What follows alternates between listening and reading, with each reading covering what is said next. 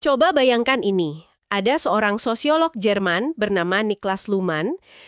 Sepanjang hidupnya, dia berhasil menulis lebih dari 70 buku dan sekitar 400 artikel akademis.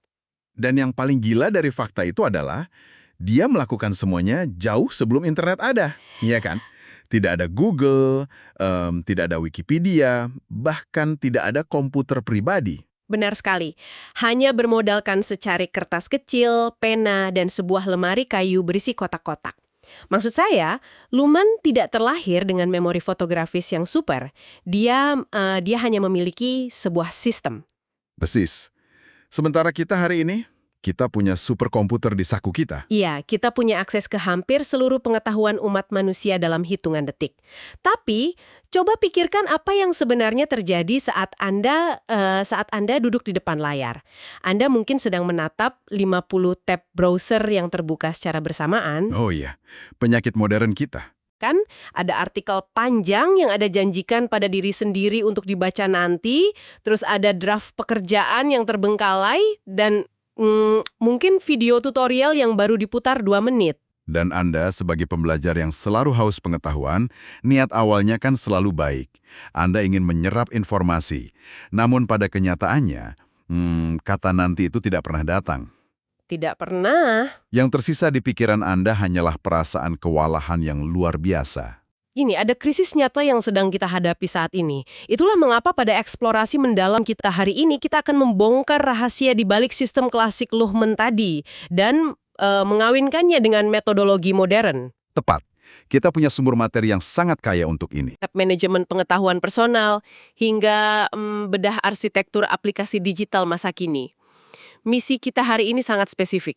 Iya, kita harus memecahkan kode ini. Memecahkan kode bagaimana Anda bisa membangun apa yang disebut sebagai second brain atau otak kedua menggunakan kerangka code dan Zettelkasten. Mari kita urai ini. Oke, tapi sebelum kita melompat ke alat atau aplikasinya, kita harus membedah akar masalahnya terlebih dahulu. Mengapa otak biologis kita terasa sangat lelah dan tumpul saat ini? Ya, kenapa rasanya kita gampang sekali kehabisan energi mental?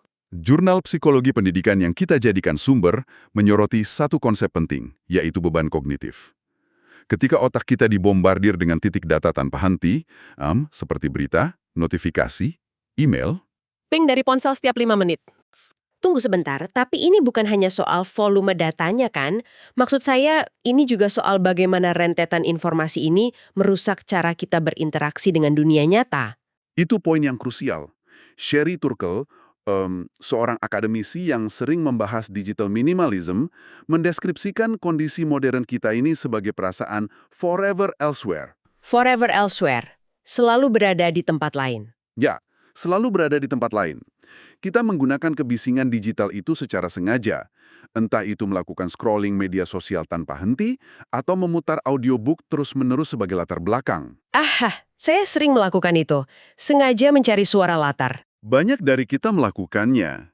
Kita melakukan itu sebagai mekanisme pelarian untuk menghindari keheningan dan pemikiran kita sendiri. Kita terus-menerus mengonsumsi masukan dari luar karena kita mulai kehilangan kemampuan untuk memproses apa yang ada di dalam. Wah, kalau dipikir-pikir, kita ini benar-benar telah berubah menjadi konsumen pasif, dan menurut saya, ini bermuara pada kesalahpahaman fatal tentang bagaimana seharusnya otak kita beroperasi. Bagaimana maksudnya? Coba analogikan begini. Otak biologis kita seharusnya berfungsi kayak CPU pada komputer. Oke, prosesornya. Benar, ia adalah prosesor yang luar biasa tangguh. Dirancang untuk berpikir kritis, menghubungkan dua ide yang tampak tidak berhubungan, dan memecahkan masalah dengan kreatif. Bukan untuk sekedar menyimpan data. Presis. Namun cara kita hidup sekarang memaksa otak kita bekerja seperti hard drive. Kita menggunakannya untuk menyimpan daftar belanjaan, mengingat jadwal meeting, atau mencoba mengingat di mana kita menyimpan tautan artikel minggu lalu. Dan jika kita meneruskan analogi itu, apa yang terjadi pada komputer jika hard drive-nya penuh hingga 99%? Pasti akan sangat lambat. Ya, kinerjanya akan melambat, CPU-nya mengalami throttling, dan seluruh sistem menjadi tidak responsif. Itulah brain fog atau kabut otak yang sering Anda rasakan. Disinilah konsep second brain yang dipopulerkan oleh Tiago Forte masuk untuk menyelamatkan kita.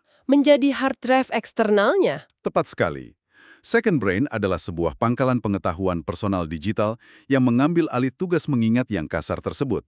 Ia membebaskan ruang kerja di otak Anda. Sehingga CPU biologis Anda bisa kembali ke tugas aslinya, yaitu berimajinasi dan berkreasi. Betul. Tapi, banyak orang yang mendengarkan mungkin membatin, "Oh, saya sudah punya itu, saya sering mencatat di jurnal kok." Tapi mari kita perjelas batasannya di sini. Ya, mencatat biasa itu berbeda. Sangat berbeda. Mencatat secara tradisional itu ibarat memasukkan selembar kertas ke dalam lemari arsip logam yang dingin dan terisolasi. Jika Anda lupa nama foldernya, kertas itu lenyap selamanya. Tertelan bumi. Kan? Second Brain tidak beroperasi seperti itu. Ia harus terasa seperti sebuah perpustakaan hidup yang diurus oleh pustakawan cerdas, di mana ide-ide bisa saling menyapa dan berkembang. Yang sangat menarik di sini adalah mekanisme transisinya. Jika otak kita adalah CPU dan second brain adalah hard drive eksternalnya, bagaimana cara kita memindahkan informasi dari satu tempat ke tempat lain tanpa mengubah hard drive eksternal tersebut menjadi tempat pembuangan sampah digital? Nah, itu dia pertanyaannya. Disinilah kerangka kerja makro dari Tiago Forte, yaitu metode CODE, menjadi fondasinya. CODE, singkatan dari Capture, Organize, Distill, Express. Tangkap, atur, saring, ekspresikan. Ayo kita bedah langkah pertamanya dulu, capture atau tangkap. Oke. Idenya adalah menyimpan wawasan berharga dalam waktu kurang dari 60 detik agar tidak menguap. Tapi tunggu, saya agak skeptis di bagian ini. Skeptis bagaimana? Kalau saya disuruh menangkap semua hal yang menurut saya menarik, bukankah ini justru jebakan digital hoarding? Maksud saya penimbunan digital. Saya punya ratusan bookmark di browser yang hanya dengan melihatnya saja sudah membuat saya cemas. Kita kan hanya memindahkan kekacauan dari internet ke aplikasi catatan kita. Perasaan cemas itu sangat valid, dan itulah jebakan terbesar di tahap pertama. Anda mengumpulkan, tetapi Anda tidak memproses. Ah, iya, cuma ditumpuk. Itulah mengapa tahap capture sangat bergantung pada tahap kedua, yaitu organize atau atur. Jika Anda menangkap informasi secara acak, itu memang akan menjadi sampah. Forte memperkenalkan sistem pengorganisasian yang disebut PARA. Projects, Areas, Resources, Archives. Proyek, area, sumber daya, arsip. Ya, perbedaan utama sistem ini dengan folder tradisional adalah fokusnya. Folder tradisional diatur berdasarkan subjek, sedangkan PARA diatur berdasarkan tindakan atau actionability. Tolong beri saya contoh nyata. Apa bedanya mengatur berdasarkan subjek versus berdasarkan tindakan? Katakanlah Anda membaca artikel bagus tentang psikologi warna dalam desain. Dalam sistem subjek tradisional, Anda akan membuat folder bernama desain atau psikologi, lalu memasukkan artikel itu ke sana. Dan saya mungkin tidak akan pernah membukanya lagi? Persis. Artikel itu akan mati di sana, tertumpuk oleh ratusan artikel lain. Tetapi, dalam sistem PARA, Anda bertanya pada diri sendiri, di mana saya akan menggunakan informasi ini selanjutnya. Oh, berorientasi pada masa depan. Benar. Jika Anda sedang mengerjakan presentasi pemasaran untuk bulan depan, artikel itu langsung masuk ke folder projects bernama presentasi marketing kuartal 3. Anda mengatur informasi berdasarkan kapan Anda membutuhkannya untuk bertindak, bukan berdasarkan apa isi informasinya. Ah, itu sangat masuk akal. Jadi informasi itu langsung mengantri di meja kerja proyek kita, bukan dikunci di gudang arsip. Betul sekali. Lalu bagaimana dengan langkah ketiga, distill atau saring? Tahap distill adalah penawar utama dari information overload tadi. Ini adalah proses yang disebut progressive summarization atau peringkasan progresif. Anda tidak membiarkan artikel sepanjang 10 halaman utuh begitu saja. Karena itu akan sangat membebani saat dibaca ulang, kan? Tepat. Anda mengekstrak intisarinya dalam beberapa lapisan. Anda membaca, lalu menebalkan bagian yang penting. Beberapa hari kemudian, Anda kembali dan menyorot dengan warna kuning, khusus untuk frasa kuncinya saja. Disaring terus. Ya, dan terakhir, Anda menulis 1 atau 2 kalimat ringkasan di bagian paling atas catatan tersebut menggunakan bahasa Anda sendiri. Jadi alih-alih mencoba menghafalkan artikel 10 halaman itu hari ini, saya pada dasarnya sedang menulis pesan singkat untuk diri saya di masa depan. Analogi yang bagus. Saat saya butuh artikel itu 2 tahun lagi, saya tidak perlu membaca ulang 10 halaman. Saya cukup membaca 2 kalimat ringkasan di atasnya. Beban kognitif untuk memahaminya kembali menjadi nyaris nol. Tat, dan ketika informasi sudah disaring sedemikian rupa, Anda siap untuk langkah terakhir, yaitu ekspres atau ekspresikan. Anda mengambil bongkahan pengetahuan yang sudah matang ini untuk menciptakan sesuatu yang baru di dunia nyata. Kayak membuat laporan atau konten? Entah itu laporan kerja, konten kreatif, atau argumen yang terstruktur untuk rapat esok hari. Seperti yang dibahas dalam jurnal sumber kita, ini adalah momen transisi sistem Anda. Ia bukan lagi sekedar idea storage atau fasilitas penyimpanan. Tapi telah berevolusi menjadi ideal factory atau pabrik ide. Benar sekali. Oke, kerangka kode tadi memberi kita peta jalan yang brilian secara makro. Tapi masalah yang sering saya temui ada di level mikro. Level mikro seperti apa? Ketika saya benar-benar membuka satu halaman kosong di aplikasi catatan, apa yang harus saya ketik? Bagaimana anatomi satu buah catatan agar nantinya bisa dihubungkan dengan catatan lain yang mungkin baru saya buat bulan-bulan ke depan. Untuk membedah anatomi mikro itu, kita harus kembali ke sosiolog Jerman kita tadi, Niklas Luhmann, dan metode Zettelkastennya. Lemari kayu berisi kotak-kotak tadi. Iya, sistem slip box fisik milik Luhmann berisi sekitar 90.000 catatan. Rahasia di balik kelincahan sistemnya bertumpu pada konsep atomic notes atau catatan atomik. Aturannya sangat ketat. Satu catatan hanya boleh berisi satu gagasan tunggal. Satu gagasan saja. Iya, Anda tidak boleh merangkum seluruh buku ke dalam satu halaman panjang. Anda memecahnya menjadi lusinan gagasan spesifik, di mana satu gagasan menempati satu catatan mandiri. Tapi kenapa harus dipecah sekecil itu? Mengapa merangkum satu buku penuh dalam satu dokumen dianggap buruk? Karena dokumen yang terlalu panjang dan kompleks sangat sulit untuk dihubungkan dengan gagasan lain di luar konteks buku tersebut. Disinilah letak inovasi kedua Zettelkasten, yaitu bidirectional links, atau tautan dua arah. Sebentar, mari kita jelaskan ini untuk pendengar kita. Kalau saya membaca artikel di internet dan mengklik sebuah tautan, itu kan tautan satu arah. Halaman A membawa saya ke halaman B. Titik. Benar, itu tautan web biasa. Lalu, apa itu tautan dua arah dan mengapa ini disebut revolusioner? Tautan dua arah berarti ketika Anda menghubungkan catatan A ke catatan B, sistem secara otomatis memberitahu catatan B bahwa catatan A sedang melihatnya. Ada jejak rekam bolak-balik. Oh, jadi mereka saling tahu keberadaan satu sama lain. Luhmann melakukan ini secara manual dengan kode angka yang rumit, tapi sekarang aplikasi digital melakukannya otomatis. Ini menciptakan jaring laba-laba pengetahuan. Ide-ide bisa saling beresonansi secara dua arah, meniru persis bagaimana sinapsis di otak biologis kita bekerja. Wah, biar saya gunakan analogi untuk memperjelas ini. Catatan tradisional yang merangkum satu buku penuh dalam satu dokumen Word itu ibarat sebuah patung plastik padat yang sudah dicetak dari pabrik. Oke. Bentuknya kaku, tidak bisa diubah. Sedangkan catatan Zettelkasten yang atomik ini ibarat blok-blok Lego. Karena setiap catatan hanyalah satu blok ide kecil, saya bisa mengambil blok ide tentang inflasi dari buku ekonomi, lalu memasankannya dengan blok ide tentang stres dari jurnal psikologi. Iya, karena mereka independen. Kan? Karena ukurannya seragam dan berdiri sendiri, saya bisa membongkar pasangnya untuk membangun struktur pemikiran yang benar-benar baru. Analogi Lego itu bukan sekedar kiasan. Begitulah persisnya cara inovasi lahir.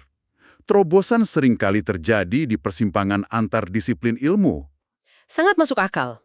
Untuk memastikan blok-blok Lego ini memiliki standar yang tinggi, Zettelkasten membagi alur catatannya ke dalam 4 kuadran. Pertama, fleeting notes. Catatan kilat untuk menangkap ide spontan, seperti saat Anda sedang mandi atau berjalan, sebelum ide itu menguap. Lalu yang kedua?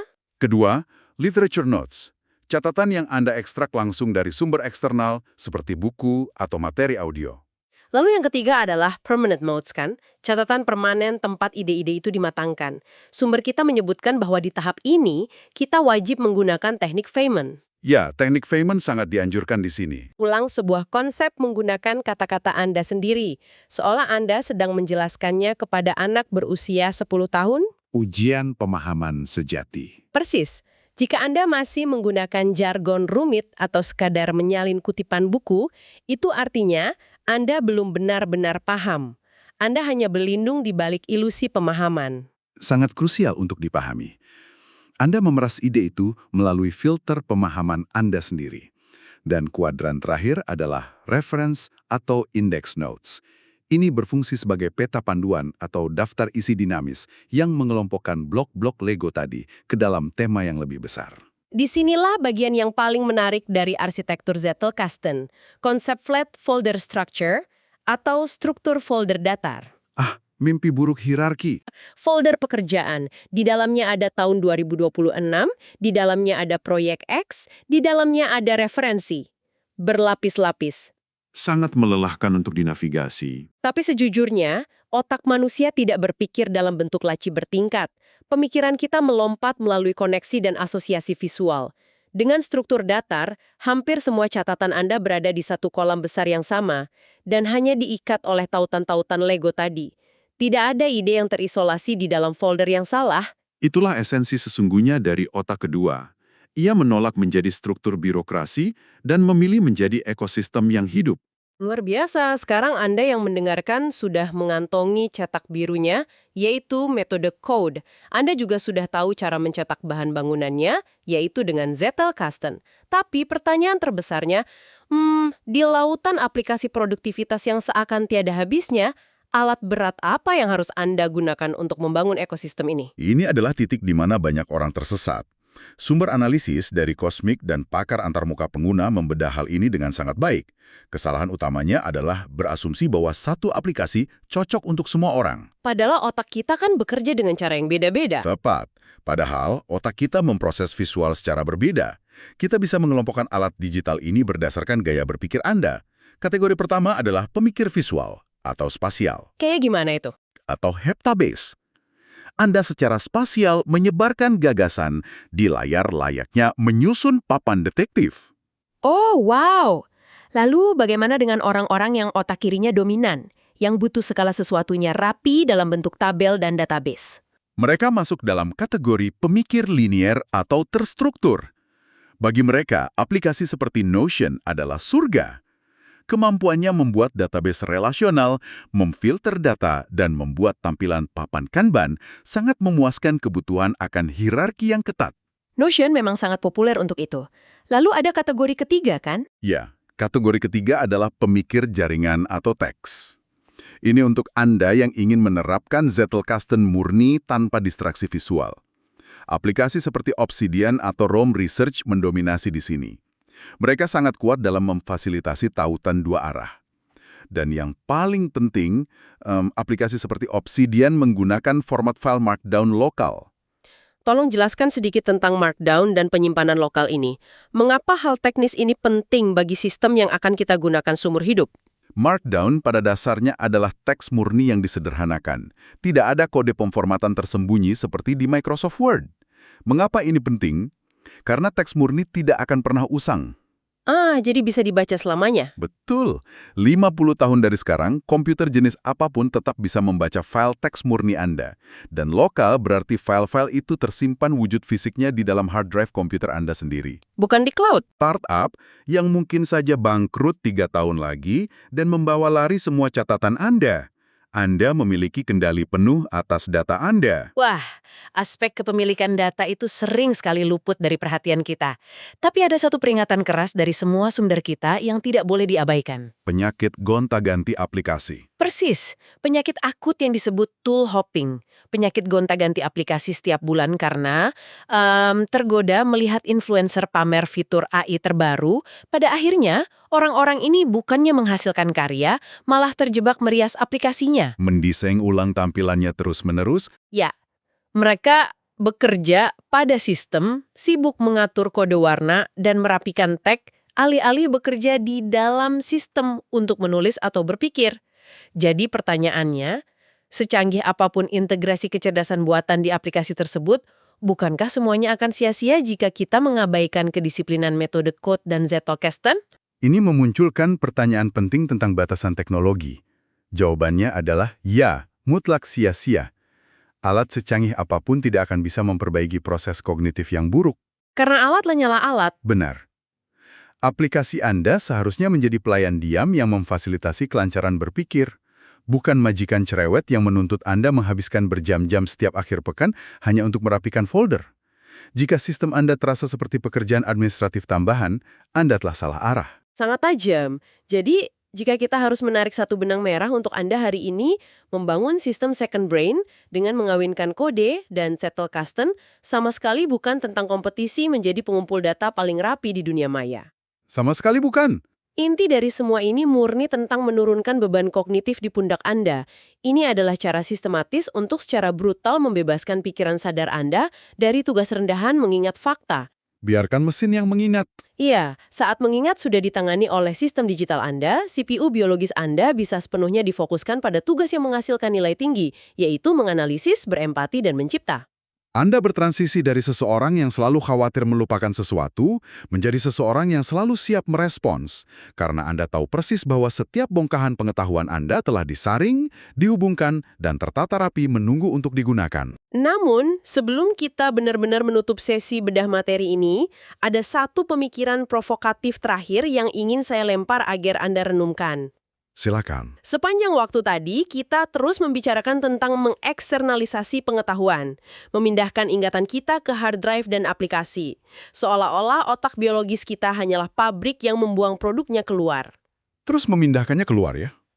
Tetapi, ketika kita melihat literatur neuroscience yang terselip dalam sumber kita, ada pembahasan tentang konsep active recall dan spaced repetition.